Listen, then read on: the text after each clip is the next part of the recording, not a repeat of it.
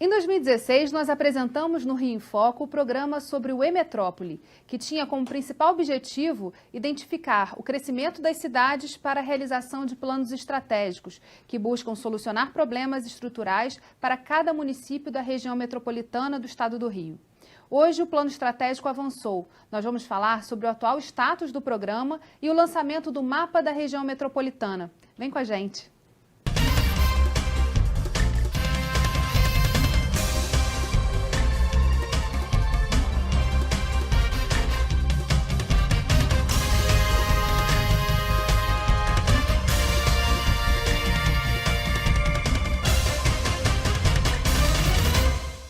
O Rio em Foco recebe o diretor executivo da Câmara Metropolitana de Integração Governamental do Estado do Rio de Janeiro, Vicente Loureiro, e o diretor executivo do Instituto de Estudos do Trabalho e Sociedade, o IETS, Manuel Tedim. A região metropolitana do Rio é a segunda mais populosa do Brasil, ficando atrás apenas de São Paulo. São 21 municípios que concentram 76% da população do estado, o que representa 212 milhões de reais no Produto Interno Bruto, o PIB. Com o propósito de desenvolver um modelo de metrópole que diminua as desigualdades, garantindo melhor qualidade de vida para a população, foi lançado um mapa da região metropolitana do estado do Rio e uma série de cadernos estratégicos. Vamos ver. A Câmara Metropolitana lançou a 4ª edição do Caderno Metropolitano. As edições anteriores abordaram o diagnóstico, centralidades, cartografia e informação. O superintendente de gestão metropolitana, Luiz Firmino, explica as etapas da construção do plano estratégico. Bom, o plano começou com uma etapa de diagnóstico e visão de futuro, né, que é a parte talvez mais complicada do processo, que é entender realmente como é que está essa metrópole hoje e aonde que a gente quer chegar. A partir disso, você tem um desenho dos possíveis cenários sobre os quais a gente vai trabalhar nessa metrópole e um elenco de ações, né, e diretrizes que esse plano deverá consagrar. Então nós já fizemos o diagnóstico, já fizemos a visão de futuro, já temos o cenário e temos já um primeiro rol de ações prioritárias para o plano. Agora, em função do cenário, nós vamos definir o que cabe no curto, no médio e no longo prazo. Nós estamos na reta final do plano, que é, com esse elenco de ações, ver quais são os instrumentos capazes de tirar essas ações do papel. E aí a gente vai terminar com isso tudo num projeto de lei que vai ser encaminhado à Alerj. Talvez o maior desafio desse plano a gente usa a expressão polinuclear. O que quer dizer isso? Essa metrópole se desenvolveu, e isso está bem claro no diagnóstico, em cima do polo do Rio de Janeiro, né? Então ela cresceu toda direcionada para o centro do Rio de Janeiro, onde está 2/3 do emprego, 2/3 do PIB, e isso faz com que você acabe tendo uma periferia metropolitana com uma diferença muito grande do ponto de vista econômico, do ponto de vista de desenvolvimento humano. Há uma desigualdade muito grande. Então o principal objetivo do plano é como que a gente pode polinuclear essa metrópole, ou seja, fazer com que essas outras áreas, pelo menos 4 áreas definidas nessa fase de diagnóstico, 4 áreas sejam energizadas, vitalizadas de forma a gerar emprego e moradia perto, onde as pessoas não precisem estar todas elas se deslocando para o centro do Rio de Janeiro todo dia para trabalhar. Como é que está sendo a retomada do projeto de desenho da região metropolitana e desse plano estratégico? Bom, esse processo é fruto de uma cooperação do Banco Mundial com o governo do Estado e que tinha sido interrompido por conta dos arrestos, né, que ocorreram nas contas do Estado, mas nós conseguimos restabelecer, estamos caminhando para a fase final mesmo, para arrematar, né, o plano e poder transformá-lo no projeto de lei a ser enviado à Assembleia do Estado no ano que vem, no início do ano que vem. Mas essa retomada, agora o que a gente tem que trabalhar mais intensamente são as propostas, né? Quais são as diretrizes, de fato, que vão ajudar a fazer uma metrópole melhor no futuro. Com esse projeto, fica sendo o segundo projeto enviado à Assembleia Legislativa com o mesmo tema da região metropolitana. Sim, para tratar de duas questões que têm que andar juntas, quer dizer, para garantir sucesso desses objetivos, que é a governança, cujo projeto de lei já tramita nesta casa, e o próximo é o plano diretor desenvolvimento urbano integrado da região metropolitana. Então, nós entendemos que não há governança sem um plano e não há planejamento sem uma garantia de governança dos seus objetivos. Então, os dois projetos de lei deverão tramitar aqui, um já está tramitando e outro deverá tramitar no início do ano que vem. O perfil da região metropolitana já está desenhado e os desafios que isso implica são gigantesquos. Na sua visão, Manuel, que a gente pode trazer a sociedade para discutir também, para poder pensar junto nas soluções? Essa pergunta é muito boa. Sem a participação da sociedade não vai acontecer absolutamente nada. Você não transforma uma metrópole, você não transforma sequer seu quarteirão sem que haja um engajamento das pessoas que ali moram e entendam para onde você está caminhando. É importantíssimo ser muito divulgado esse plano, é importante que ele seja escrito de forma clara e compreensível para todos os níveis da população e é preciso, sobretudo, que as ações sejam complementares, quer dizer, você não tem bala de prata para reinventar nenhuma cidade. Você tem que ter ações que sejam convergentes, complementares e coordenadas sobre o território para que isso funcione. E sem uma governança, e aí eu acho que o Vicente deu a dica que é primordial, sem uma governança clara, regras, você saber quem toca e as regras que vão tocar esse desenvolvimento e qual a participação de cada ator social nesse conjunto de ações, nada vai acontecer. Ninguém se mobiliza. A verdade é a seguinte, a sociedade só se mobiliza quando ela entende que há muitas pessoas, ou seus vizinhos, e seus vizinhos de território, estão juntos com a mesma vontade de transformar. E só se eles enxergam um instrumento de transformação. Para isso, você tem que ter uma governança transparente e forte. Agora, quais são os mecanismos hoje de acompanhamento do plano, dos diálogos que estão acontecendo? Bom, hoje nós temos um conjunto de tarefas para estimular a participação da sociedade que estamos realizando nessa fase agora das proposições, elas também vão se acentuar. São audiências nas cidades, envolvendo o governo local, mas outros entes da sociedade, do mundo empresarial, da sociedade civil propriamente dita. Temos também encontros aqui na capital com entidades mais representativas, mais emblemáticas no processo de participação dos temas que diz respeito ao desenvolvimento urbano. Também com o governo da cidade do Rio de Janeiro, tem sido intensificado esse diálogo, essa aproximação. Enfim, vamos desaguar em audiências públicas e esperamos, no final, num congresso metropolitano, onde todas essas instituições possam vir a consagrar aquilo que for definido como diretriz importante. Eu só queria observar uma questão. Eu acho que a gente precisa, e a parte mais difícil, talvez, do plano agora, é estabelecer metas muito concretas, que a população, as instituições possam perceber e entender que o plano é importante para chegar a essas metas. A gente vai fazer um rápido intervalo e voltamos já. Rio em Foco aqui, política e economia caminham juntas.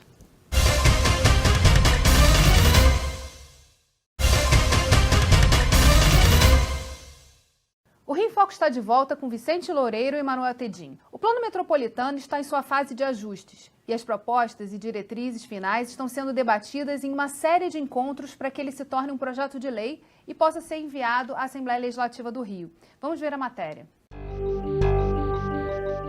A Câmara Metropolitana de Integração Governamental realizou em 2017 um ciclo de reuniões com propostas para o desenvolvimento metropolitano.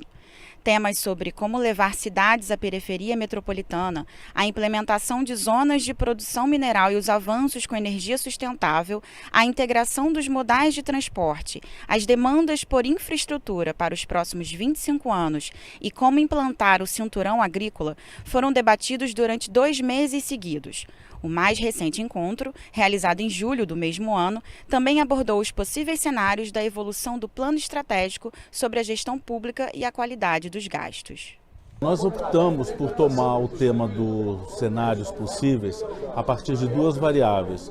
Uma variável que nós não dominamos, que é a expansão econômica, isso vai depender de fatores externos, e uma variável que pode ter algum controle interno, que é a qualidade da gestão pública. Então, no horizonte de curto prazo, que seria até 2020, nós acreditamos que essa variável de gestão pública vai ser a mais importante, crítica, porque ela só depende de vontade política para melhorar. Ela não depende de nenhum tipo de investimento. É gastar melhor e fazer uma análise mais estratégica da qualidade do gasto público. Isso vai melhorar o potencial dos municípios em termos de atender melhor a sociedade local, porque não se prevê no curto prazo, 2020, a possibilidade do Estado investir ou do governo federal investir.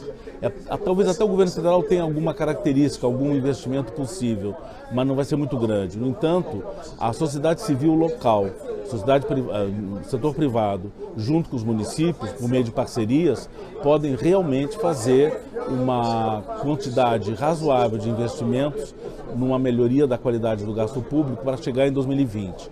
Depois, na segunda parte do planejamento, que seria o médio prazo, é possível que já exista maior possibilidade do governo federal fazer investimentos, dos municípios também aprenderem nessa etapa inicial e seguirem adiante, fazendo melhores investimentos, até que o Estado do Rio de Janeiro consiga ter margem orçamentária para também produzir investimentos.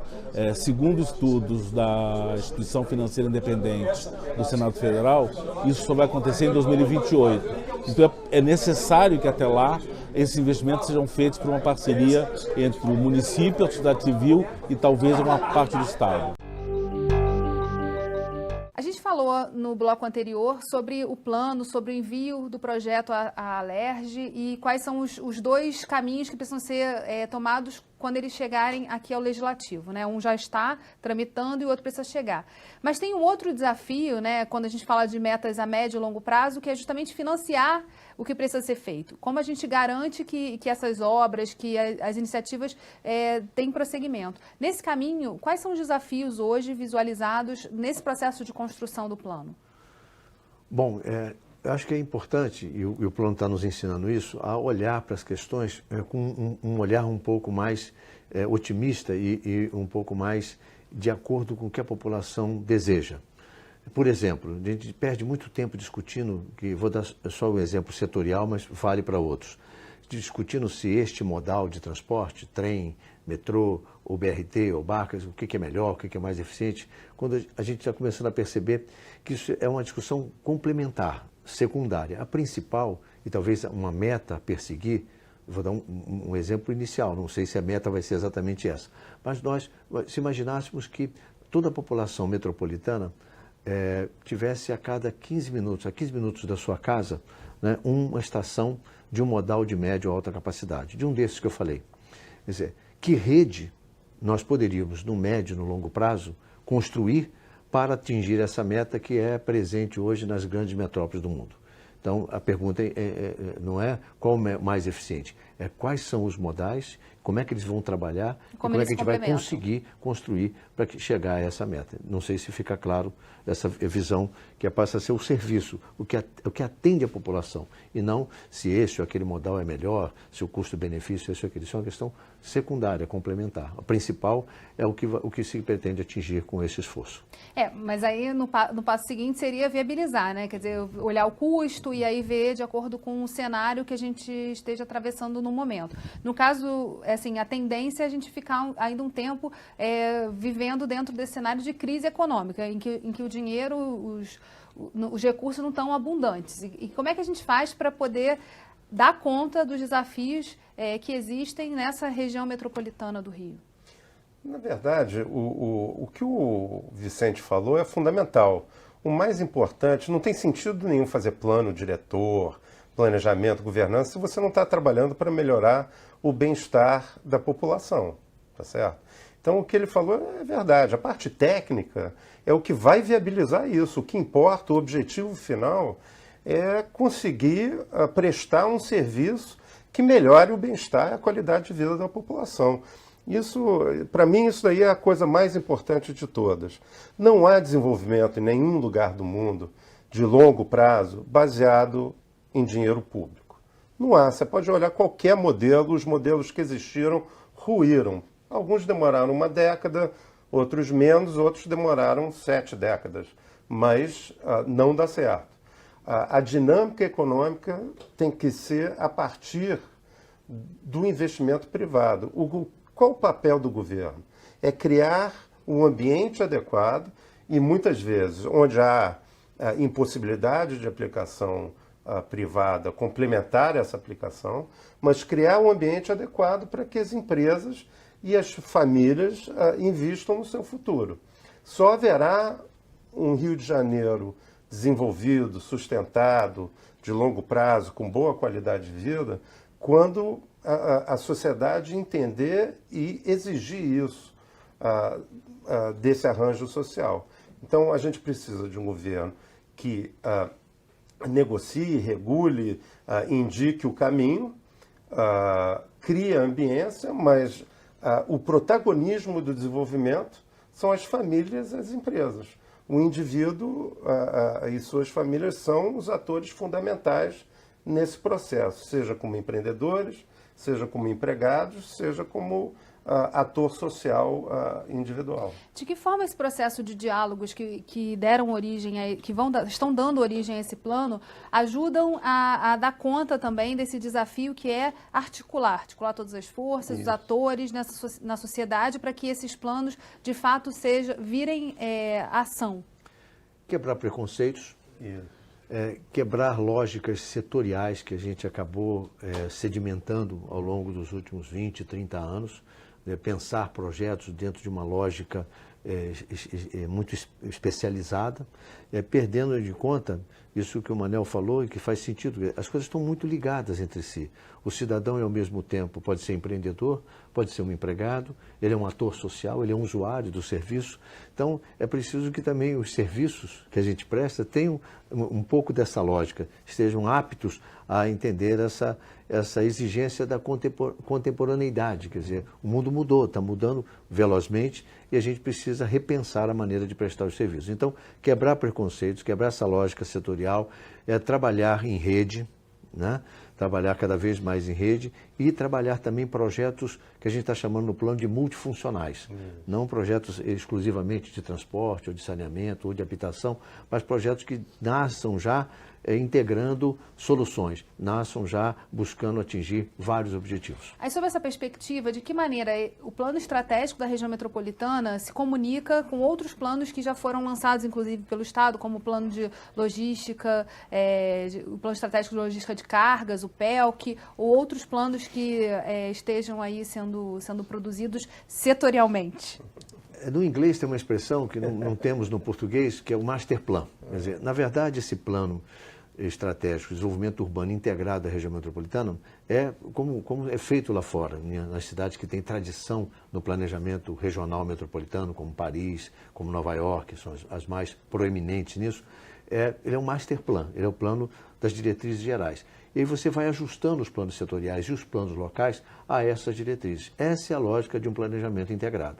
Então, é a primeira vez que nós estamos tentando fazer isso no estado do Rio de Janeiro. A cidade do Rio de Janeiro já viveu experiências pretéritas nesse sentido, umas mais exitosas, outras menos, mas é a primeira vez que a gente olha para o território metropolitano com essa perspectiva de uma visão integrada. E aí temos 2 anos, depois de votada a lei aqui na Leste, temos 2 anos para ajustar os planos diretores locais e os planos setoriais a essa nova lógica de desenvolvimento metropolitano. A gente vai fazer um rápido intervalo e voltamos já. Rio em Foco aqui, política e economia caminham juntas.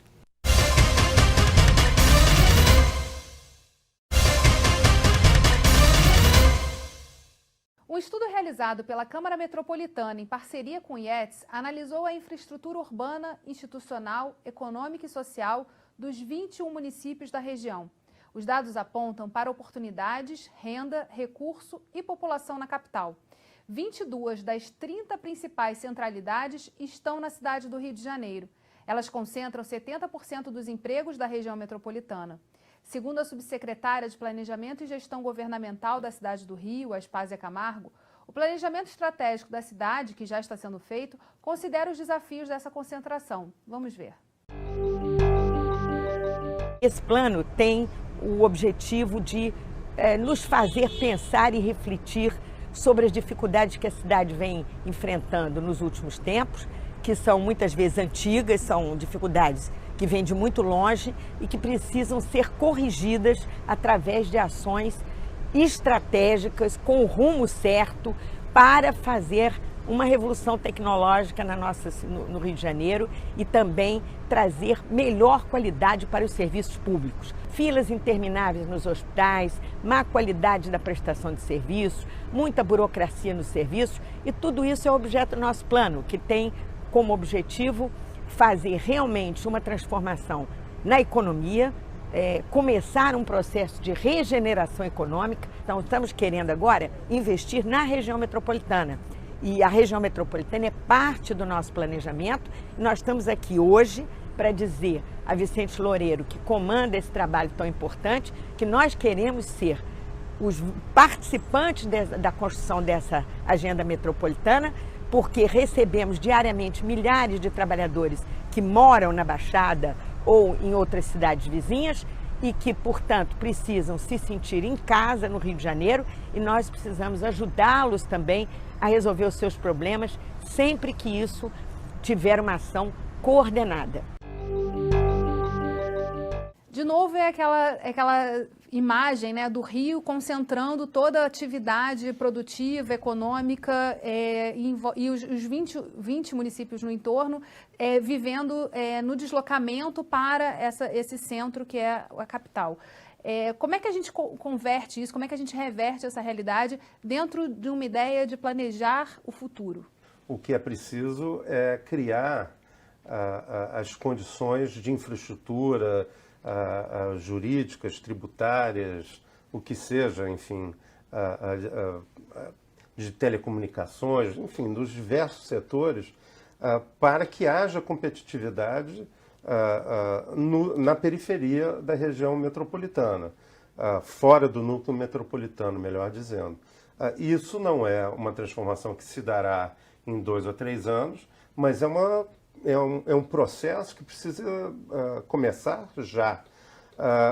Não há desenvolvimento por decreto, assim, repetindo um pouco o que eu falei no outro bloco, quer dizer, é importante você igualar as condições de desenvolvimento. Como é que você faz isso? Engajando a sociedade e criando as condições necessárias para se dar aquele desenvolvimento ali. A Barra da Tijuca, por exemplo, a gente tem citado nos debates como uma centralidade inventada. Não existia 40 anos atrás.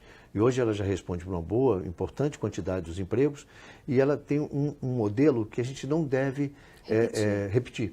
Porque quem mora lá não trabalha e quem trabalha lá não mora, de uma maneira assim, mais radical de apresentar o problema. Então, nós devemos incentivar essas centralidades que têm potencialidade de ter ao redor de si também gente morando, para reduzir a pressão sobre os sistemas de transporte, os sistemas de saneamento que dão vida à região.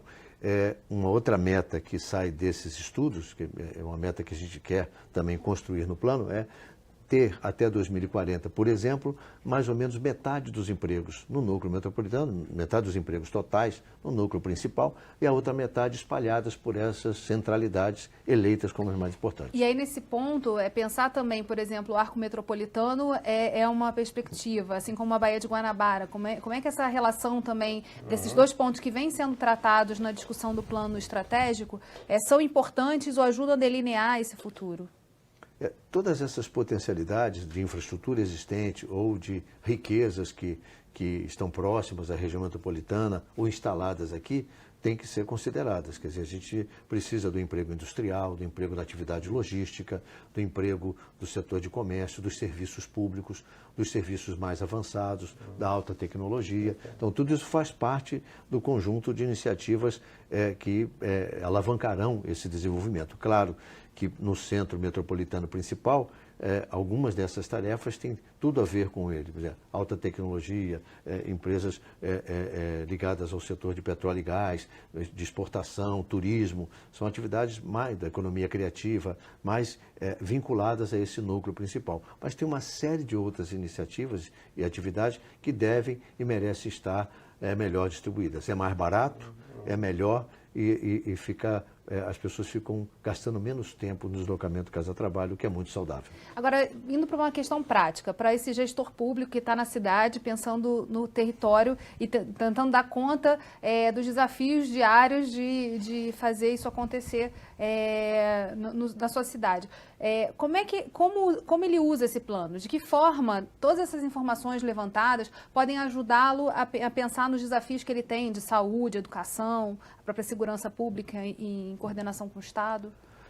Primeiro, tem alguns dilemas que ele não consegue resolver sozinho. Quer dizer, isso eu acho que é a lição que vai ficar desse processo de retomada da governança. Quer dizer, saneamento, mobilidade, o próprio uso do solo, a distribuição espacial de oportunidades econômicas, não resolve sozinho. Quer dizer, então, cada vez mais claro que precisamos ter um ambiente de conversa permanente, efetiva, para corrigir e resolver essas questões. Em segundo lugar, ele também pode, entendendo o que se propõe como estratégia, perceber o que o município dele pode contribuir. Por exemplo, não podemos pensar que Mesquita, Nilópolis ou São João de Meriti possam contribuir com terrenos para grandes atividades industriais, logística, porque não existe.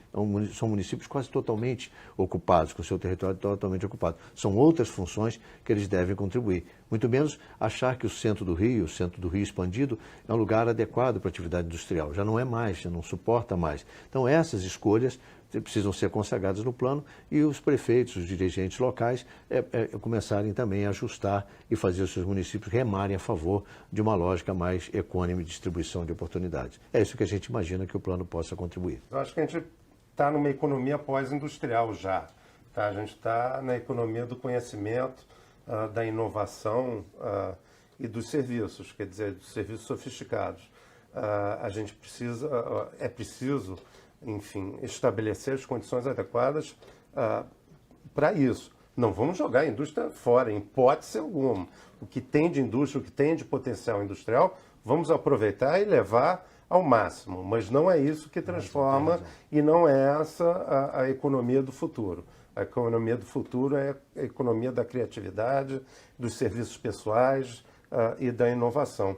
Mas o primeiro papel que eu acho que todos esses governos locais têm que fazer para poder compartilhar nesse processo de desenvolvimento e construir a infraestrutura necessária, e eles terão um papel fundamental na constituição da infraestrutura metropolitana, é fazer o dever de casa. A maior parte desses municípios está quebrada, tem pouca capacidade de investimento e de articulação. O primeiro trabalho, que aí não é um papel da Câmara Metropolitana, mas que pode ter um apoio da Câmara, é como que eles arrumam a casa. A maior parte desses municípios já ultrapassaram a responsabilidade fiscal, já pagam mais de 60% do seu orçamento, já gastam mais de 60% do seu orçamento em pessoal, alguns gastam muito mais do que isso. Então, se esses municípios não fizerem o dever de casa, não arrumarem e reestruturarem a estrutura de governo, a dificuldade para implantar esse plano vai ser muito maior. Agora falando de cronograma, porque a gente já está no finalzinho do programa, quais são os próximos passos, então, até o envio do projeto de lei à Assembleia Legislativa? Bom, até setembro a gente pretende concluir recolher essas contribuições, propostas para conformar as diretrizes, os projetos mais estruturantes que vão compor esse plano, depois realizar as audiências de validação dessas propostas e até o final do ano desenhar o projeto de lei, né? E poder, no início do ano legislativo de 2018, poder apresentar aqui na LERJ. A gente está falando da entrega de propostas presencialmente nos eventos que estão sendo realizados pela Câmara, mas também tem alguma outra forma de encaminhar essas propostas? As pessoas podem encaminhar pelo site do projeto, Modelar a Metrópole, e a gente recolherá essas contribuições e, como eu disse, faremos depois um processo de validação final antes de enviar o projeto de lei aqui à Assembleia. Bem, infelizmente, nosso programa chegou ao fim. Obrigada, Vicente. Obrigada, Manuel. E obrigada a você, telespectador, que acompanha a nossa programação. Aproveita e segue a gente nas redes sociais, Facebook, Instagram e Twitter. E se quiser enviar dúvidas e sugestões, o nosso e-mail é rioinfoco@alerj.rj.gov.br. Você também pode enviar para o nosso WhatsApp 21 98890 4709. A gente se vê no próximo programa. TV Alerj, o canal do povo fluminense.